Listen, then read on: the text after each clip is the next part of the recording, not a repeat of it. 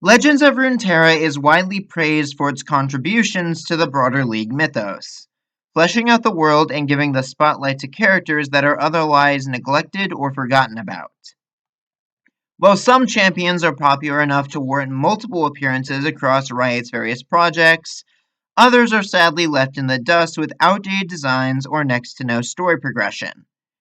The card game has picked up a lot of that slack over the years, but it adapts some champions more gracefully than others.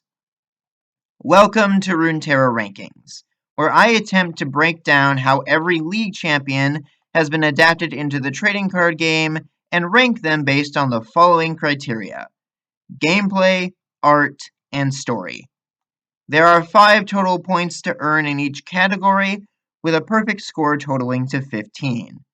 With all that out of the way, let's jump right in, shall we?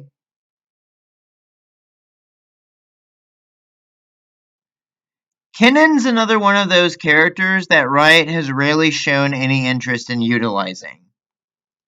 Out of the 4 ninja characters in the game, he definitely feels like the least popular. He's also arguably not that great of a ninja when you really stop and think about it. I mean, he wears bright purple, he's pretty loud and in your face, and lightning powers aren't exactly what one would normally consider particularly stealthy. Kennen feels like an anime parody of a ninja more than anything, and that is basically what Legends of Runeterra decided to use as a basis for its portrayal of the character. Kennen's gameplay is a little strange to me. His main gimmick revolves around summoning the same unit multiple times throughout the game, and to be honest, I've never fully understood what exactly they were going for here. The best I can think of is that this is meant to be a reference to Kennen's ability to move insanely fast. I mean, his short story shows him being able to zip across Ionia in a matter of moments. So maybe repeatedly summoning the same unit is supposed to evoke the idea of moving so quickly that you leave after images? That doesn't really feel like it completely fits though, because Kennen doesn't leave after images when he travels. When he needs to move at max speed, Kennen straight up turns into a ball of lightning. I guess the fact that he and his followers rely on recalling to meet the level up requirement could be reminiscent of zipping in and out of action, but I don't know. Kennen doesn't really have too many iconic elements to work with, so I guess incorporating his speed was probably the best bet, but I feel like the best I can give his gameplay adaptation is a 3 out of 5.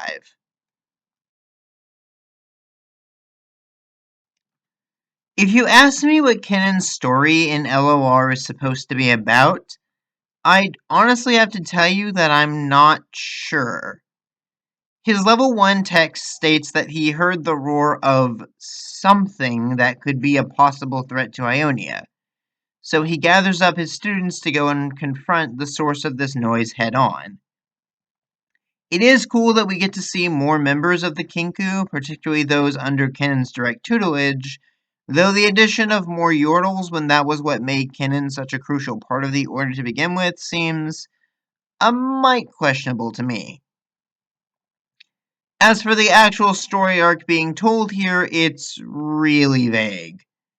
Kennen's level 2 and his level up animation show him fighting what appears to be some kind of massive dragon, maybe? Though we never get to see much of this creature beyond its scales and eye. Moreover, we don't even fully know why Kennen is fighting this thing. Like, presumably it threatens the balance of Ionia somehow, but the details of anything beyond that are unclear. Is this thing some kind of powerful demon feeding on the suffering of mortals? Is it a normal dragon disrupting the natural order of the island? Is the purple coloration meant to imply some kind of void influence? We simply do not know. At the very least, it is cool how Kennen's follower cards show them all working together in different stages of the battle. I just wish we got a bit more context for the whole affair. Because of that, I'm going to have to give Kennen's story a 2 out of 5. Kennen's appearance in LOR is pretty much a one-to-one translation of his League splash art.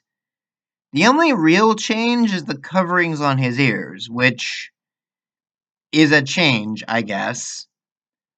Honestly, Ken's design as a whole is kind of meh, in my opinion. Like, he's just a Yordle dressed in fantasy ninja cosplay. Now, granted, LOR does actually use that to its advantage, like I mentioned before.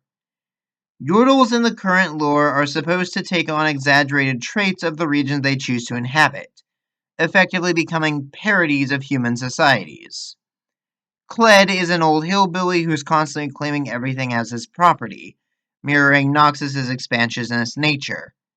Heimerdinger is a mad inventor who creates all kinds of absurd machines just because he can, which makes sense given that Piltover is a city with technological innovation at its core.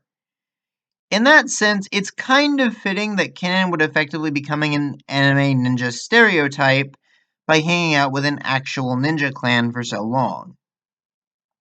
What I guess I'm trying to say is that Ken's design on its own has never really been particularly awe-inspiring, but Legends of Runeterra gives it some extra context that kind of improves the overall package with his new personality.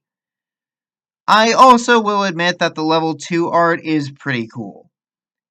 As such, I'm giving Kennen's appearance in this game a 3 out of 5. As a whole, Kennen's appearance in LOR leaves a bit to be desired, but I can at least acknowledge that the source material doesn't offer a great deal to work with. Kennen is a champion I rarely ever see being talked about in the broader League community. He has precious little lore presence despite being so significant to the Kinku, and his design is just a Yordle in ninja cosplay. The gameplay and art are fine, though Kennen's story in Legends of Runeterra is where I feel they kinda dropped the ball. As I've already said, it just feels like we're missing a lot of context about what this story arc even is. Kennen and his followers hear a roar and decide, well, time to throw hands. Like, for all I know, they could be the aggressors here. I know that's probably not the intent, but the fact that it could be interpreted that way says a lot. All they'd really have to do is change a card description or two, or if they wanted to go the extra mile, make this monster a follower card unto itself. That would be pretty cool, honestly. All in all, I give Kennen and LOR an 8 out of 15. They definitely could have done better with this one.